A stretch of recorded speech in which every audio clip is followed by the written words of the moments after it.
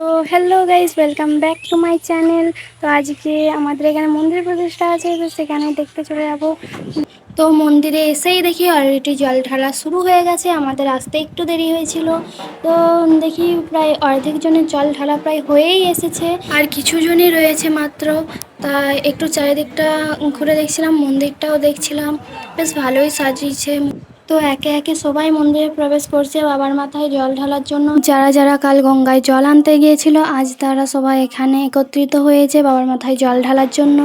তো সবাই একে একে বাবার মাথায় জল ঢালে, মায়ের মন্দিরেও কিছুটা জল প্রদান করছিল। তো মন্দিরে কি কি ক্লিপ তুললাম দেখতে থাকো পরপর।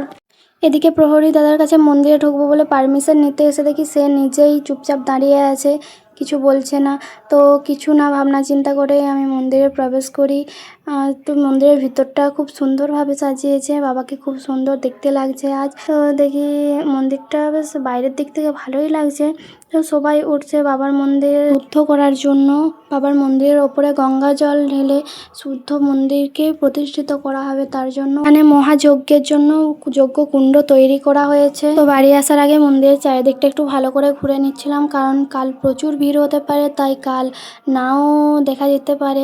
তো বাড়ি এসে সবাই বিকালবেলা চলে গেলাম স্কুল গোড়া, কারণ সেখানে আনাজ কোটা আছে কাল।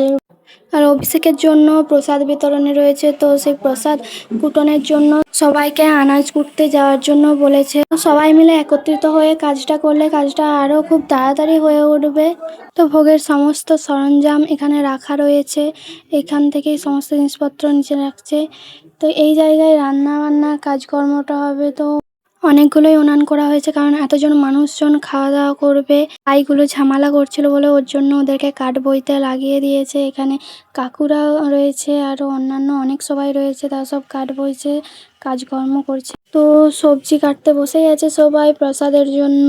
তো একে একে সমস্ত সবজি কেটে রাখা হচ্ছে জায়গার মধ্যে। তো কুমড়োগুলো কাটতে পারছিল না, তাই দাদা কেটে দিল কুমড়োটাকে। সমস্ত সবজি কাটাকুটি হয়ে গিয়েছে এবং এগুলো সব পাশে রাখা হয়েছে। তো আজকে অনেক রাত হয়েছে, এখানেই শেষ করছি আমার এই ছোট্ট ভ্লগটা। দেখা হচ্ছে পরের পার্টে। কাল অভিষেক আছে, কালকে সমস্ত ক্লিপ তোমাদের সামনে তুলে ধরবো। আজকে এখানেই রাখছি, বাই।